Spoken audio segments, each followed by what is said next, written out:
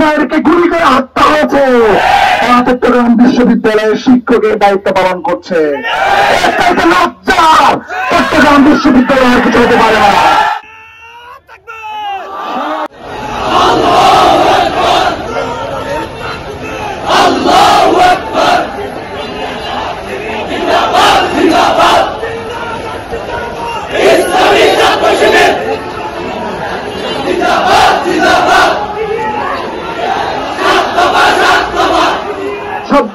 দাবি বাস্তবায়ন এখন সময়ের অনিবার্য দাবি।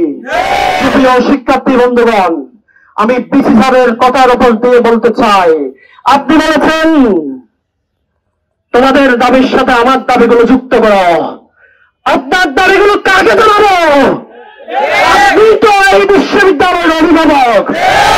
আপনার যদি এর সাথে দাবি যুক্ত থাকতো, আমাদের দাবির সাথে আপনার দাবি যুক্ত করে কেন ডক্টর মোহাম্মদ ইউনূসের কাছে উপস্থাপন করেননি? জবাব আপনাকে দিতে হবে।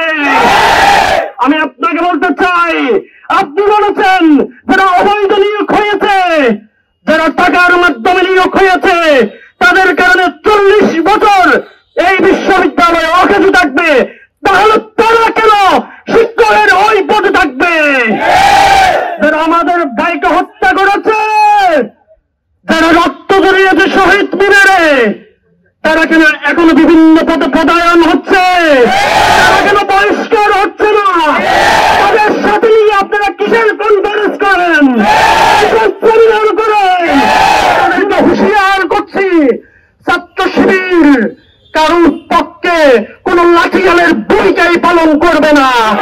ছাত্র শিবির এই 2300 একরের ভূমিতে শুধুমাত্র 30,000 শিক্ষার্থীর প্রতিনিধিত্ব করবে। জীবনের যদি কোনো কিছু হয় তাহলে রাজপথে আমরা সেটা আদায় করে নিব।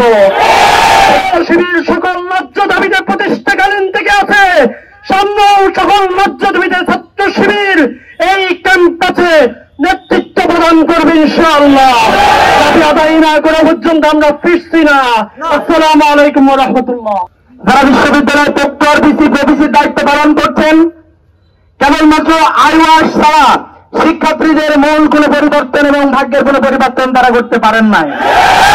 আমরা লক্ষ্য করেছি এই ভালো মানুষ, এই সৎ মানুষগুলো তাদের ফেসবুকের মাধ্যমে, বিভিন্ন প্রচারণার মাধ্যমে এই প্রতিষ্ঠানের বিভিন্ন কিছু পরিবর্তনের কথা বলে, এই প্রতিষ্ঠানের সবচেয়ে মধ্যমণি আমাদের শিক্ষার্থীদের ভাগ্যের পরিবর্তনে তাদের কোনো ভূমিকা নয়।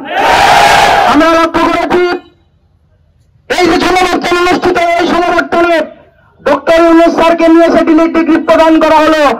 এই ডিলিট ডিগ্রি প্রদান করা হয়েছে, কিন্তু এই প্রশাসন থেকে শুরু করে ডক্টর ইউনূস স্যার পর্যন্ত আমার বিশ্ববিদ্যালয়ের যে 2 জন ভাই এই জুলাই বিপ্লবে শহীদ হয়েছে তাদের নাম পর্যন্ত কেউ নেয় নাই। আমরা মনে করেছিলাম এই সমাবর্তনের শুরুতে আমরা শহীদ ফরহাদ, শহীদ তলোয়ার বাবার কথা শোনার মাধ্যমে আমাদের এই সমাবর্তনের ভূমিকা তৈরি হবে, কিন্তু এই প্রশাসন তা করতে ব্যর্থ হয়েছে। আপনি ব্যাখ্যা দেন, আপনার ফেসবুকে কথা বলেন, যখন ছাত্ররা কথা বলে তখন আপনার ভাষা কেন হাসিনার মতো, আপনার কথা বলে কেন ওয়াইদুল কাদের মতো, আপনার আচরণ কেন এরকম হবে? আপনি তো জুলাই বিপ্লবের প্রশাসন। আপনি আমাদেরকে বলেন যে স্বৈরাচার ক্যাম্পাসে প্রবেশ করতে পারবে না, আর প্রধান বিচারপতিকে সামনে রেখে স্বৈরাচারের সাথে ছবি তুলেন, মনে হয় তাকে আপনারা চিনেন না। কেন 8 মাস অতিক্রান্ত হওয়ার পরেও আমাদেরকে মিছিল নিয়ে আবার রাজপথে নামতে হয়? কেন 8 মাস অতিক্রান্ত হওয়ার পরেও ছাত্র সংগঠনগুলো সকাল আর বিকাল ওই ভিসি অফিসে দাঁড়িয়ে একটার পর একটা সড়ক লিপি দিতে হয়? আমরা তো ক্ষমতার পালা বদলের জন্য কোন ভিসি প্রভিসি বানাইনি। আপনি ভিসি প্রভিসি আপনার কেবল যোগ্যতা হননি, আপনি ভিসি প্রভিসি হয়েছেন 21 একরের 30,000 স্টুডেন্ট পেয়েছে বলে আপনি বসে আছেন। শিক্ষার্থীরা যদি মনে করে তাদের অধিকার আদায় হচ্ছে না, আবার নতুন করে ষড়যন্ত্র করে এই ফ্যাসিবাদকে পুনর্বাসিত করা হচ্ছে, খুব বেশি সময় লাগবে না। ছাত্র শিবিরকে আওয়াজ তুলতে হবে না, এই ক্যাম্পাসের সাধারণ শিক্ষার্থীরা টেনে নামিয়ে ফেলবে।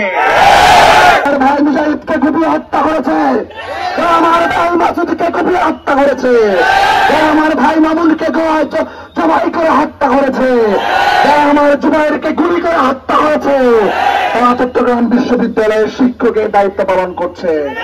এর চাইতে লজ্জা চট্টগ্রাম বিশ্ববিদ্যালয়ের কিছু হতে পারে না।